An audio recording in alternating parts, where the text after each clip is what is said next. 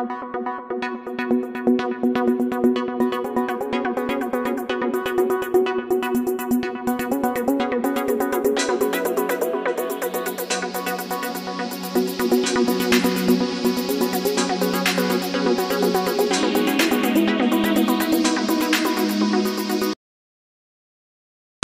154, Kisah Seorang Pengantar Makanan yang Menjadi Miliarder. Tuan, dengarkan saya. Qiao Fugui sangat gugup, wajahnya ada di sekitar, namun, panggilan itu ditutup saat ini. Dengan keringat dingin di dahinya, dia melirik ke arah Yun Jing yang duduk di sofa dan tersenyum sedikit. Nyonya Yun, kamu juga mendengar itu. Yun Jing saat ini dingin dan diam-diam melirik ke arah Qiao Fugui dan berkata, dia ingin menghancurkan keluarga Lu. Kenapa? Yun Jing tidak berniat menghancurkan keluarga Lu, karena keluarga Yun dan keluarga Lu memiliki beberapa koneksi. Pedang tajam di kepala keluarga Yun. Alis cantik Yun Jing bergerak sedikit. Dengan lengkung dingin di sudut mulutnya, dia tersenyum dan berkata, menarik. Saya tidak berharap dia menjadi sia-sia seperti yang saya tanyakan selama bertahun-tahun ini. Qiao Fugui berdiri membungkuk dan mencoba bertanya, Nyonya Yun, perintah pengadaan itu. Dia, apakah kamu mengikuti Hulai? Tahukah kamu kapan perintah pengadaan itu digunakan? Wajah Yun Jing tampak dingin, dan para penonton sangat ketakutan sehingga Qiao Fugui basah oleh keringat dingin. Bagaimanapun, dia bangkit dan pergi. Namun, saat ini, ponsel Yun Jing berdering. Dia sedikit mengernyit. Melihat ide penelepon, nomor yang tidak dikenal ekspresinya sedikit tidak wajar. Hei, siapa? Temperamen Yun Jing tidak mengatakan apa-apa, dan dalam nada lemahnya, ada aura yang tak terkalahkan. Yun Mingjun. Dalam 13 tahun pertempuran di Juu, salah satu dari mereka meninggal karena luka-luka serius, 15 tahun, 18 tahun. Saat suara pelan di telepon datang, semua tuduhan terhadap Yun Mingjun dicoret. Pada saat ini, sekujur tubuh Yun Jing bergetar, ponselnya sedikit terjepit, alisnya berkerut, ekspresinya akhirnya berubah. Yun Mingjun, anggota generasi keempat dari keluarga Yun, putra bungsu dari kakak Yun Jing, juga merupakan cicit favorit leluhur Yun. Selama bertahun-tahun, Jun Ming mengandalkan kekuatan keluarga Yun untuk bertindak tidak masuk akal sekali atau dua kali, tetapi dia selalu ditekan. Yun Mingjun sangat dicintai oleh leluhur Yun, dan juga merupakan keponakan kecil favorit Yun Jing. Siapa kamu? Tanya Yun Jing dengan suara dingin, berapa biayanya? Di telepon, suara pelan itu berhenti, dan hanya mengucapkan satu kalimat, Tuan menginginkannya, kamu Yun Jing tidak dapat menghentikannya, jika tidak Yun Ming akan melihatmu besok, bentak. Telepon ditutup. Pada saat ini, Yun Jing merasa dingin di punggungnya, matanya dingin, dan dia ingin membunuh William untuk pertama kalinya. Orang ini benar-benar bukan lelucon. Detik berikutnya, tanpa ragu-ragu, Yun Jing berkata kepada Qiao Fugui, beri dia perintah retribusi. Yun Jing tidak perlu merobek wajahnya untuk perintah retribusi. Tentu saja dia tidak akan berpikir bahwa Yun Mingjun adalah pedang tajam yang tergantung pada keluarga Yun. William, apa yang kamu punya? Apa yang sudah Anda persiapkan untuk 13 tahun ini? Bagaimanapun, Yun Jing diselimuti oleh udara dingin. Dia keluar dari kantor direktur. Melihat kembali ke sisi William, dia memegang Jiang Wan dan melihat ke langit. Depresi awan gelap menekan di atas dan hujan dan angin memenuhi gedung membuat semua orang yang hadir merasa sedikit kedinginan. Banyak orang merasa tidak nyaman sudah habis, dan lapisan bulu merinding muncul. Apa aku salah barusan? Apa yang dia katakan? Perintah retribusi keluarga macam apa? Aku tidak mengerti, dan aku ingin membunuh keluarga Lu. Dia tidak bodoh, kan? Ahem, orang ini mungkin takut. Bodoh, menelepon untuk menakut-nakuti orang. Benar-benar mati otak menyedihkan. Hei, aku bisa menjamin bahwa ketika orang-orang dari King Longtang datang, dia harus berlutut dan memohon belas kasihan.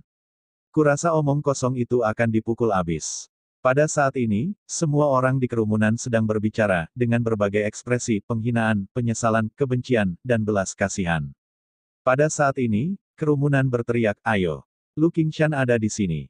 Ini King Longtang. Kemudian, di alun-alun, ratusan orang menoleh dan melihat gerbang elektronik bersamaan.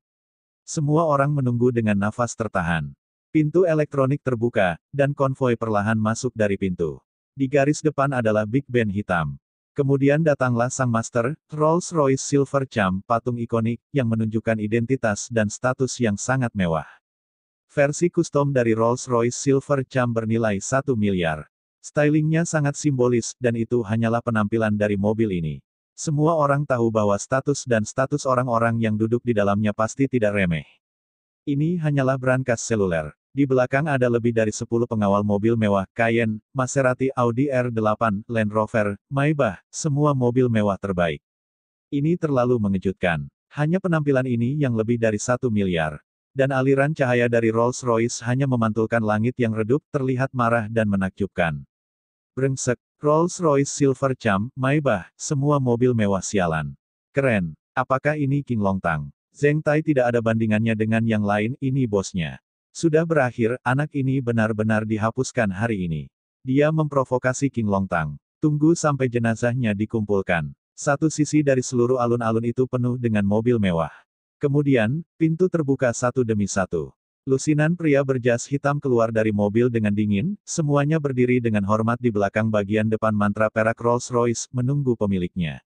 Situasi ini saja sudah cukup menakutkan, ini hanyalah cara bermain di tangan hitam Italia. Kemudian, pintu Rolls-Royce terbuka dan seorang pria parubaya dengan setelan jas biru tua berjalan dari dalam. Dengan logo Jinhui disematkan di dadanya, dia menyisir kepalanya dengan punggung yang besar, wajah dengan karakter Tionghoa, janggut, dan alis yang tajam, membuat orang takut. Kepala King Long Tang. Lu Qingshan, putra angkat Pastor Lu, juga putra terkuatnya. Lu Xiuwen bergegas menghadiri pertemuan ini dan berteriak sedih, "Saudaraku, lihat Jiang Wan, semuanya sakit seperti ini."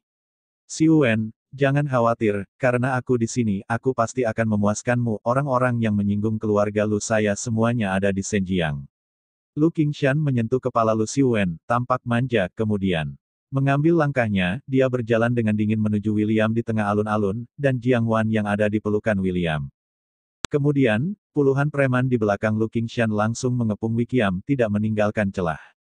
Bentak, orang-orang ini mencabut pedang cemerlang dari lengan mereka, pembunuh.